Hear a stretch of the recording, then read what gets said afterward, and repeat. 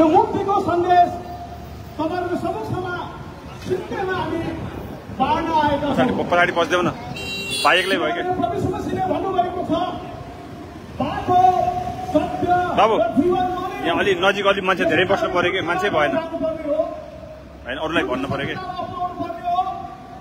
भिड हुन्छ यहाँ के यहाँ यो केवल हाम्रो प्रभु येशू ख्रीष्ट मात्रै हुनुहुन्छ, जो चाहिँ जसको नामको अर्थ मुक्तिदाता भनिकिन बाइबलले बताएको कुरा हामी पाउँदछौँ। अनि यो मुक्ति आज हामीलाई पापबाट चाहिएको छ, किनभने प्रभुको दास, महान प्रभुको दास दाउदले भन्दछ, हेर अधर्ममा म उत्पन्न भए र पापमा मेरो आमाले मलाई गर्भधारण गरिन् भनिकिन भजन सङ्घ 51को 5 पद हामी पढ्छौँ। भजनको पुस्तक बाइबलमा लेखिएको छ।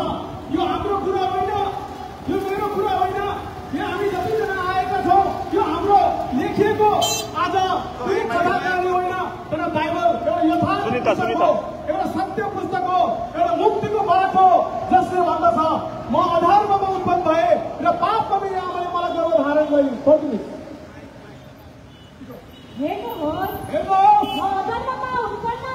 अधर्ममा उत्पन्न भए पापमा मेरो आमाले मलाई गर्भधारण गरिन् भन्नुको अर्थ तपाईँ र म पाप गरेर पापी भएको होइन, हामी त आमाको गर्भदेखिकै पापी रहेछौँ। यसर्थ यस नयाँ वासपाठमा रहनुभएका मेरा प्रिय मित्रहरू, तपाईँलाई आह्वान गर्दछौँ, हामीले पाप गरेर हामी पापी भएको होइन, चोरेर पापी भएको होइन, ढाँटेर पापी भएको होइन, हत्या गरेर पापी भएको होइन, माटेर पापी भएको होइन, लुटेर पापी भएको होइन, कुनै प्रकारका घिनलाग्दो काम गरेर पापी भएको होइन। हामी त पापी भएको हुनाले सबै कुरा हामी गरिरहेका छौँ। यसो त हामी पापमा भएको हुनाले हामीलाई गर्न मनपर्छ। के गर्न मनपर्छ त? मर्कुसको पुस्तक 7:21-22 पद पढ्नुहोस् नानी। मर्कुसको पुस्तक 7:19-21 पढ्दिनुहोस्। पापको निष्ठा किनकि त्यो त्यसको हृदयमा होइन तर पेटमा बस्छ र सबै खानेकुरा सफा गर्दै बाहिर चर्चमा जाँदछ। 21 पददेखि किनभने भित्रबाट नै अर्थात् सुन्नुहोस्, किनभने भित्रबाट नै अर्थात् मानिसहरूको हृदयबाट नै हजुर पढ्नुहोस्। खराब विचार, परिस्थिति गमन, व्यभिचार, हत्या, चोरी, लोभ, दुष्टता, छल्नु, कामुकता गर्नु, नराम्रो प्रकारले हेर्नु, अर्काको निन्दा गर्नु, घमण्ड गर्नु। हजुर यी सबै खराब कुराहरू भित्रबाट नै निस्कँदछन् र मानिसलाई अशुद्ध पार्दछन्। अर्को गलाती 5:2 पढ्नुहोस्। हामी धेरै कुरालाई हेरिरहेछौँ। गलाती 5:19 पढ्नुहोस्। यो मान्छेको भित्रबाट निस्किन्छ अनि मान्छेलाई अशुद्ध बनाउँछ, बाहिरी कुराले होइन। भित्र हृदयमा भएको हुनाले मान्छेलाई ती सबै कुराहरू गर्नु मनपर्छ। आज मान्छेले एउटाले अर्कोलाई काट्न केही जस्तो पनि मान्दैन, हत्या गर्न केही जस्तो पनि मान्दैन। किनभने ऊ पापी भएको हुनाले चोर्न केही जस्तो पनि मान्दैन, लुट्न केही जस्तो पनि मान्दैन, ठग्न केही जस्तो पनि मान्दैन, आज बलात्कार गर्न केही जस्तो पनि मान्दैन। आज सबै प्रकारका घिनलाग्दो काम गरिरहेको हुन्छ। किनभने किन उसलाई गर्न मनपर्छ? सिकाउनु पर्दैन, ऊ पापी भएको हुनाले उसले गरिरहेको हुन्छ। अनि यस्ता यस्ता काम गर्नेहरू बाइबलले भन्छ। बाइबलमा गलातीको पुस्तक 5 अध्यायमा लेखिएको छ 19 पददेखि यस्ता यस्ता काम गर्नेहरू परमेश्वरको राज्य जस्ता स्वर्ग भनिकिन भन्छ, अर्थात् वैकुण्ठ भनिकिन भन्छ, त्यसमा प्रवेश गर्न सक्दैन। पढ्दिनुहोस्। अब शरीरका कामहरू प्रकट छन्, ती यी हुन् परिस्थिति गमन, व्यभिचार, अशुद्धता, कामुकता, शत्रुता, झगडा, दाह, क्रोध, विरोध, खुन, दलबन्दी, द्वेष, हत्या, मतवालापन, मोज मजा र यही प्रकारका कुराहरू, जुन कुराहरूका विषयमा म तिमीहरूलाई पहिल्यै भन्दछु, जसरी अघि नै भनिसकेको पनि छु, यस्ता यस्ता काम गर्नेहरू परमेश्वरका राज्यमा हकवाला हुने छैनन्। सुन्नुभयो? यस्ता यस्ता काम गर्नेहरू, पापको लिस्ट बताइएको छ। तपाईँहरूमा पापी भएको हुनाले यो सबै प्रकारका पाप हामी गर्छौँ। अनि बाइबलले भन्छ यस्ता यस्ता काम गर्नेहरू परमेश्वरको राज्य स्वर्गमा प्रवेश गर्न सक्दैन। स्वर्ग त्यति सजिलो छैन। अनि कहाँ प्रवेश गर्ने त?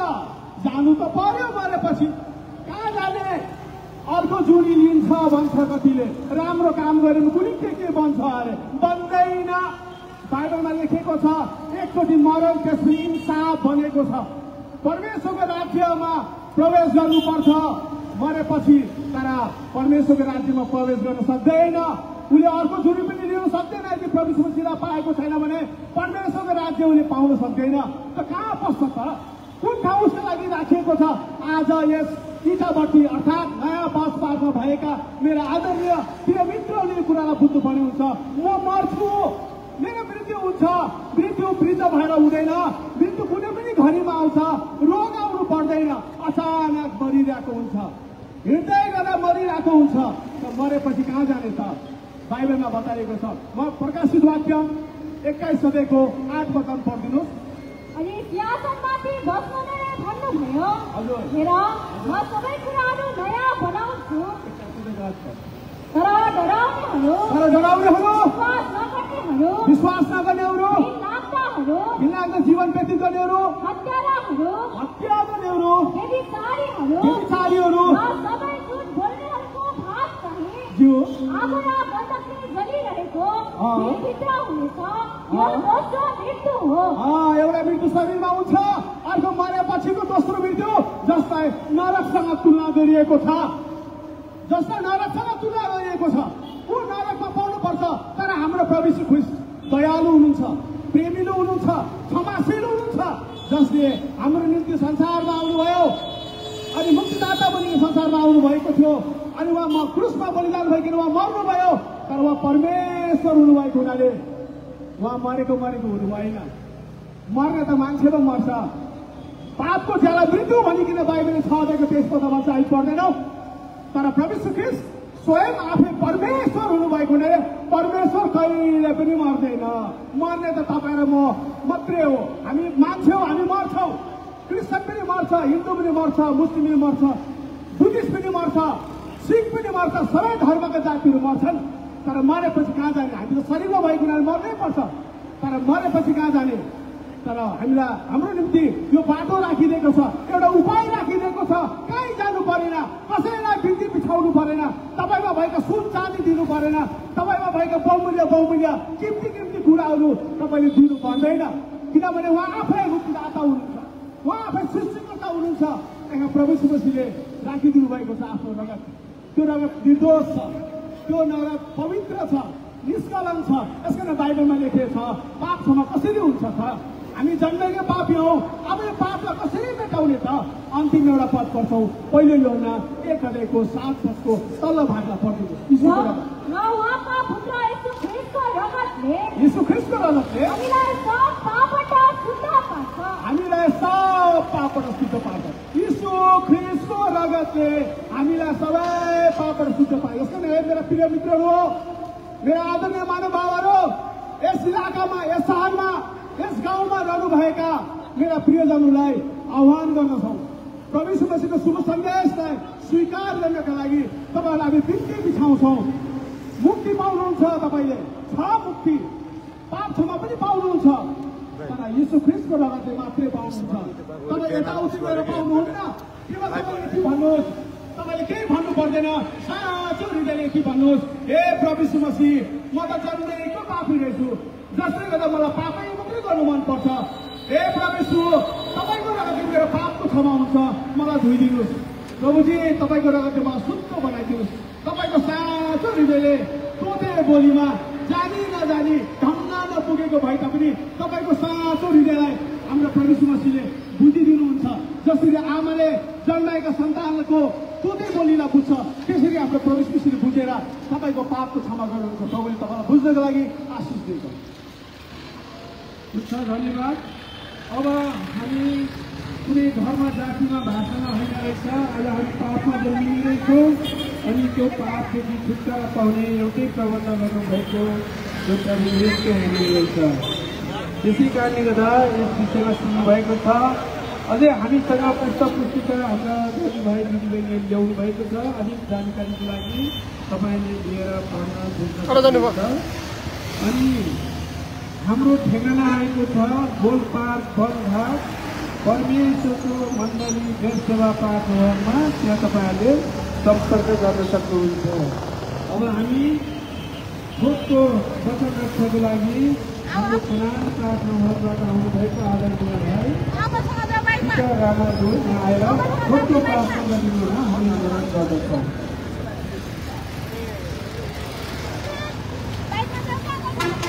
धन्यवादीको विश्वको सामर्थ्य अनुरूपहरू भएको पिता तपाईँको दयाअनुग्रह गर्ने तपाईँ दिनुभएको छ। हाम्रो छौँ आजको दिन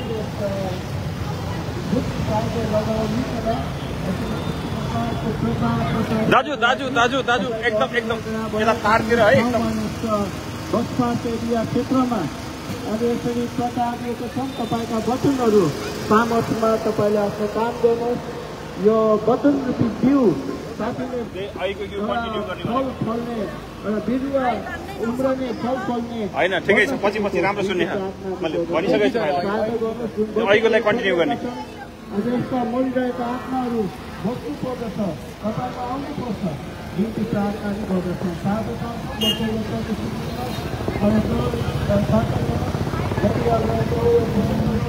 अब प्रवत पनि तपाईँको काम भएको अब ठाउँमा पनि तपाईँको महिमा सबै यस्तो स्वीकारमा अरू बाँकी स्वीकारमा तपाईँको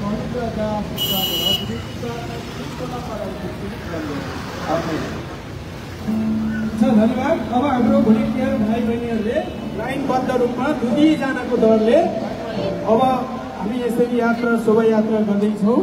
बाबु एकछिन कन्टिन्यू गरिदेऊ न, पुरै लाइन के अगाडिबाट पुरै देखाइदेऊ त सबैलाई। जाऊ न, लैजाऊ अगाडि जाऊ र के सब सर चोकमा हाम्रो हुनेछ। यसै क्रममा रहेर हामी अब सेवा भजन स्थिति गाउने हामी अगाडि गर्दैछौँ। हुन्छ, धन्यवाद। In Bible, it is written like this: For God so loved the world that He has given His only begotten Son. Whoever believes in Him will not perish but have eternal life.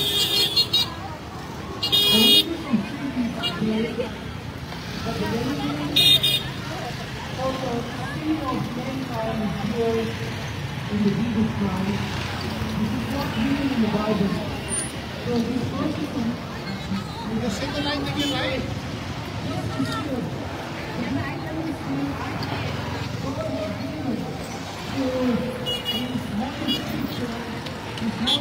सेतो line देखेन सेतो line देखेन आज्ञालाई पालो तिमीले अगाडि है अगाडि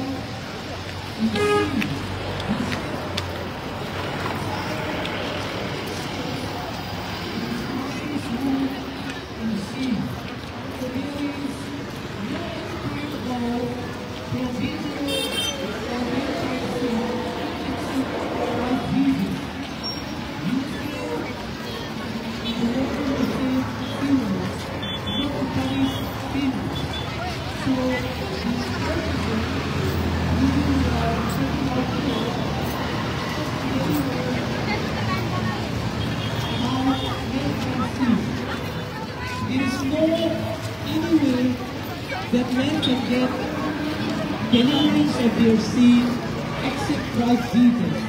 What Bible says is this. So therefore, beloved brothers and sisters of Bushwal, we are greeting to you in the name of Lord Jesus Christ. Bible says that anybody who believes in Jesus can receive eternal life without spending any kind of money.